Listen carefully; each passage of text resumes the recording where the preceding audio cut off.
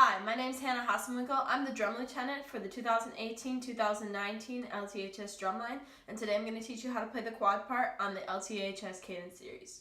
The Cadence series begins with a tap-off from the center snare that sounds like either this, or this,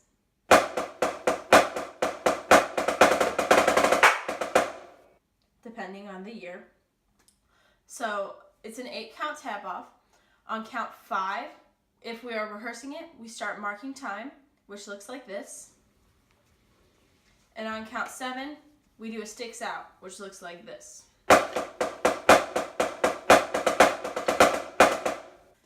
In the first section of the cadence, letter A, the accents are the most important component because they bring out the character of the piece. Additionally, when there's 3 stick clicks in measure 6, make sure you're always doing right over left, not left over right.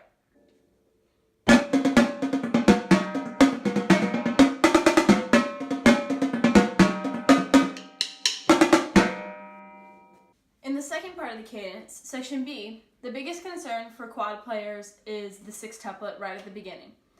The easiest way to get good at this part is to break it down slowly.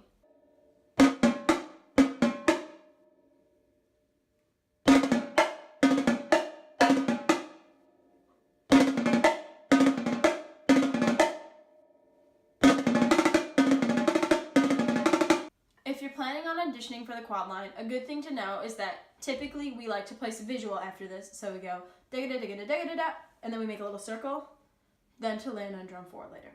The last thing in this section that's really important to note is that in the third measure of the section, there are crossovers marked by the notes in parentheses.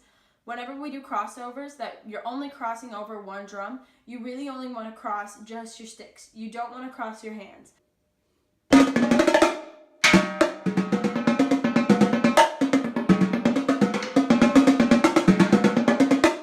Moving on to the third section, section C, right at the beginning, the quads play the rhythm one and a, but an important thing to note is that the snares are playing one E and, so it compositely creates the hocket of one E and up.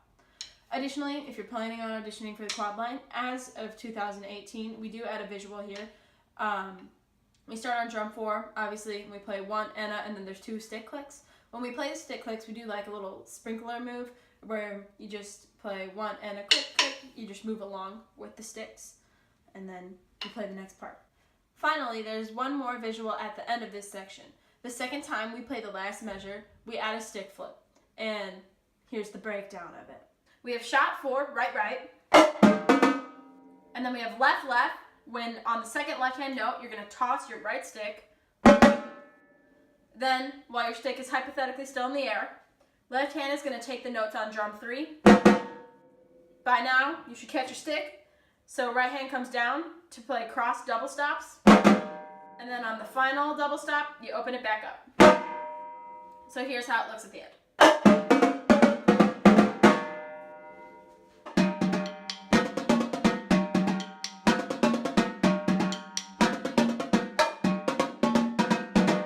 The fourth section of the cadence, section D, starts off with a quad tap off. The center quad will take this, and it sounds like this. So, everyone else who's not the center quad has a visual here while this solo is played. So how that breaks down is you have da da da da da ba boom boom. On the little drop, really what happens is you just take your pointer finger, put it on the opposite side of the stick, and then just drop it and snap it back up, fix your grip, come back down. After the tap off, there are 2 important things to note about this section. The first time we play it through, the samba rhythm is played only on the Spock drum, which is the little baby drum, and then the second time, you play the rounds that are in the music. Additionally, there's a vocal at the end in the last measure. We play 1 and 2, go LT. When you say this vocal, you gotta have a lot of energy because we have to hype the crowd up, and how we get this energy translated really well is putting a lot of space in between the vocal.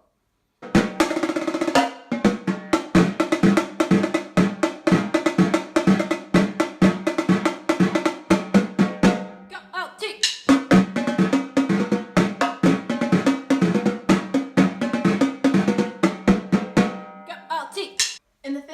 section of the cadence, the quads use a technique called muffling during our little soli. So how you muffle, in this case we're playing on drum 4. So your right hand is going to play all the notes, but in every note in between, you muffle with your left hand. And how you muffle is you release your back fingers and just drop them on the drum every time you want to produce the muffling sound. Also, on the first time through this section, we use ping shots for the shots, which mean that on your rim shot, you are really using much less of the stick. And then on the second time, we're using full rim shots, which mean you're using about that much of the stick on the rim. Another thing to note, just for your own playing purposes, is in the last measure, when we have 4 chord notes, the snares are on offbeats, which creates a little split pattern.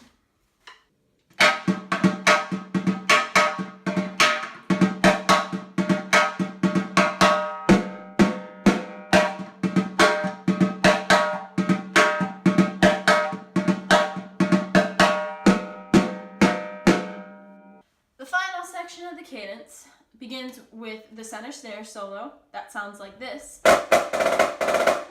And while the center snare plays this, the quads have added a visual. So how we do this is, coming out of section E, we have a downbeat. So we play 1. So how this visual kind of breaks down is we have the downbeat, obviously. So you play sticks in on 2, and then you want to lick through 3. Don't actually lick your sticks, that's disgusting. Just pretend.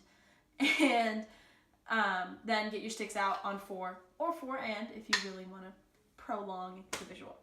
A final rhythmic thing to note about this section is the last measure. The quads and snares play triplets for the first 2 beats. However, we accent different notes, creating almost a quarter note triplet split. The snares accent the first 2 partials and the last 2 partials of the triplets, and the quads take the middle 2 partials.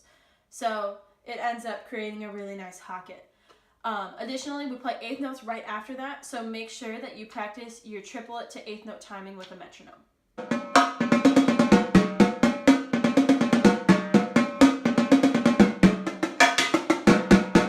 The cadence wraps up with a 4-bar feature that lets each section have its own little soli. For this video, the second measure is the most important thing to us because it's the quad soli. This feature utilizes a technique called sweeping, which is essentially like diddling or playing a double stroke roll and snare drum, but you're moving drum to drum. So when we play quads, we like to refer to 2 planes, the X plane being what we use to move drum to drum, and the Y plane being what we use to actually play the drums. When you sweep, your diddle stroke should come from the Y plane, just like you're playing on a snare drum, but the actual action of moving drum to drum comes from moving from your elbow and creating that X plane motion.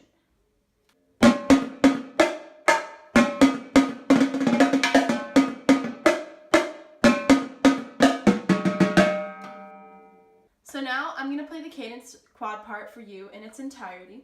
I hope you enjoyed this video, and best of luck on any of your auditions for the LT Drumline.